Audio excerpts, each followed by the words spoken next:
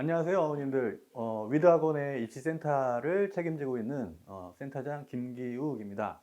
자, 오늘은 어머님들께 되게 중요한 정보를 드리려고 하는데요. 자, 그 정보의 핵심은 뭐냐면 수시를 하다 보면 이제 다양한 전형들을 만나게 돼요. 그런데 우리 아이한테 어떤 전형이 가장 적합한지, 무엇이 유리할지 그 선정 기준에 대해서 좀 말씀을 드리고, 아이가 입시에서 수시 전형을 어떻게 선택하는지의 전략이 아이의 당락을 어떻게 좌우하는지에 대한 어떤 사례들을 통해서 말씀을 드리겠습니다.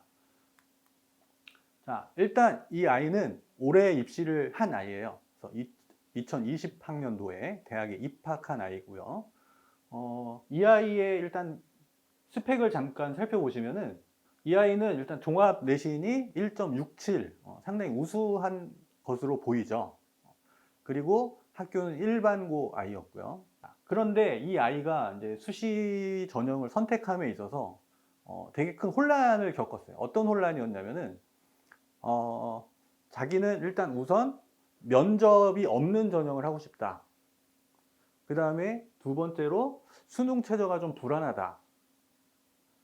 이 두 가지의 기준을 놓고 봤을 때 이 아이가 좀 안정적으로 학교 갈 수 있는, 그렇지만 더 좋은 대학을 갈 수 있는 그런 방법을 놓고서 되게 많은 고민을 했는데, 문제는 학교 담임 선생님하고의 상담에서 발생을 했는데, 뭐냐면 담임 선생님께서 일단 너는 재수를 하지 말자.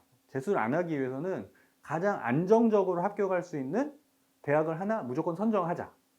그러면 그 대학은 너의 내신이 우수하니 학생부 교과 전형으로 하는 게 어떠냐, 이렇게 아이한테 상담을 해주신 거죠. 그래서 이 아이가 그 얘기에 되게 홀깃해서 숭실대학교를 학생부 교과 전형으로 선택을 하게 됐습니다. 자, 학생부 교과 전형은 많이들 아시겠지만 수능 최저 조건이 대부분 달려 있죠. 그렇다면 이 숭실대학교의 수능 최저 조건은 어느 정도냐? 그렇게 어렵지 않아요. 2개 합 6이라는 조건뿐이 안 됩니다. 그래서 이 아이가 일단 내신은 상당히 안정적인 상황이고, 그 다음에 2합 6이라는 수능 최저 조건만 맞추면 숭실대는 안정적으로 합격을 할 수 있는 그런 스펙을 갖고 있는 거죠. 그런데 결과 되게 놀라운 일이 벌어졌어요. 내신이 1.67을 갖고 있는 아이임에도 불구하고 수능 최저 2합 6을 맞추지 못해서 불합격을 한 거죠. 근데 실제로 고3 아이들이 수능을 직접 보면은 6월 모평이나 9월 모평보다 실제로 수능 등급에서 떨어지는 경우가 상당히 많습니다. 그러니까 수능 최저 조합을 함부로 운영을 해서는 힘들다는 거죠. 자, 반면에 이제 이 아이가 중앙대 다빈치 인재 전형을 저와 준비를 해서 지원을 하였는데, 자, 이 아이의 다빈치 인재 전형 지원의 그 이유는 뭐였냐면은, 앞에서 말씀드린 것처럼 이 아이는 일단 면접이 없으면 좋겠다. 그 다음에 수능 최저에 좀 자신이 없다였어요. 이 두 가지 조건을 충족하면서도 그동안 잘 가꿔진 학생부를 가지고서 응시를 할 수 있는 중앙대를 지원하게 되었는데, 중앙대는 다빈치 인재 전형과 탐구 인재 전형으로 나뉘는데, 탐구 인재 전형을 하기에는 이 아이의 스펙이 다양한 활동 쪽으로만 집중이 되어져 있었기 때문에 다빈치 인재 전형으로 선택을 하게 되었고요. 그래서 그 다양한 활동들의 핵심을 자소서에서 잘 정리를 해냄으로써 결과적으로 중앙대의 경영학과에 합격을 하게 되었고, 또 유니스트 경영학과도 1차를 뚫긴 했는데 워낙 면접에 자신이 없어 하던 아이였기 때문에 일단 경험상 그냥 유니스트 1차를 통과했다 에서 그치고 말았죠. 자, 그러니까 이 아이의 키워드를 다시 한번 점검을 해보면, 내신만 볼 것이냐 아니면 수능 최저 조건을 같이 볼 것이냐, 또 중요한 부분이 내가 면접을 잘하는 아이냐 아니냐, 내가 학생부에 어떤 특정 분야에 집중적인 스토리를 쌓느냐 아니면 다양한 스토리를 쌓느냐, 이런 것들을 가지고서 선택을 잘 하였기 때문에 결과적으로 중앙대학교에 합격을 할 수가 있었던 겁니다. 자, 그 다음 사례를 살펴보시면, 자, 이 아이는 2018학년도에 입시를 치렀던 아이예요. 자, 이 아이는 이제 이과 아이였는데 종합내신 평균 수치를 보시면 1.06입니다. 어마어마한 수치죠. 저런 아이는 흔히 보기가 힘든 아이죠. 자, 이 아이는 일단 내신이 워낙 우수했기 때문에 이 아이의 출신 학교에서 전폭적으로 이 아이에게 추천 전형을 다 밀어줬어요. 근데 이 학생이 입시를 하던 당시에 추천 전형들은 대부분 수능 최저가 있었습니다. 대표적으로 이제 서울대 직윤, 그 다음에 고대 학추, 그다음에 연대 교과, 그다음에 한양대 교과 이런 것들을 썼는데 모조리 다 떨어졌어요.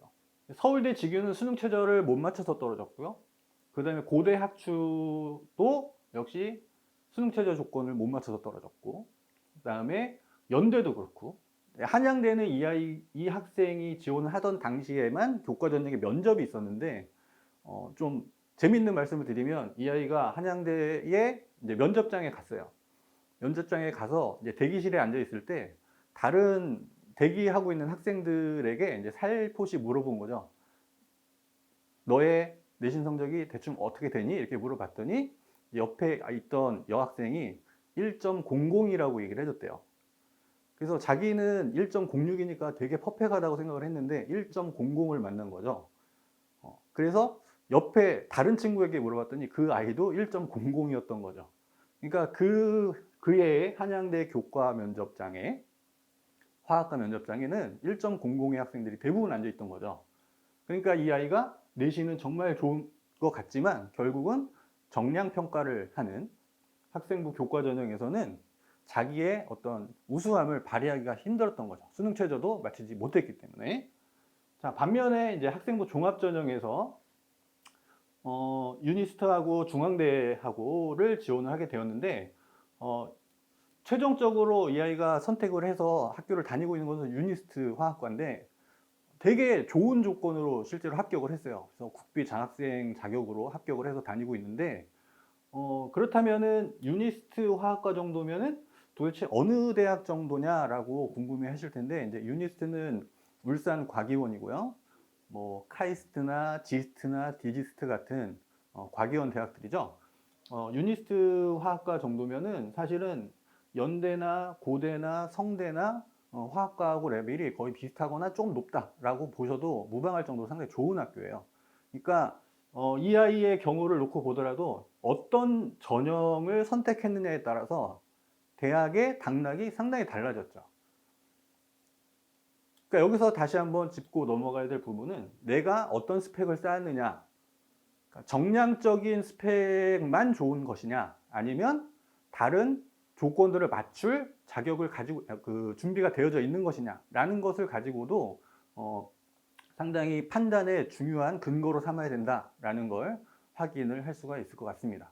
자, 그럼 이제 오늘 중요 포인트를 다시 한번 잡아드리면 마지막으로 첫 번째, 나는 수능 최저를 어느 정도 맞출 수 있느냐라는 거 꼭 명심하셔야 됩니다. 자, 두 번째, 내가 학생부에 3년간 어떤 스토리를 쌓았느냐, 다양한 분야를 쌓았느냐, 아니면 어떤 특정 분야에 집중했느냐. 자, 그 다음에 세 번째, 서류만 보는 전형을 할 것이냐, 아니면 면접까지 갈 것이냐. 이런 요소들을 가지고서 수시 전형을 선택을 하셔야 합격의 확률이 상당히 달라진다라는 걸 오늘 말씀드렸습니다. 자, 그러면 오늘 이 시간에는 여기까지 하고 다음번에 또 뵙겠습니다. 감사합니다.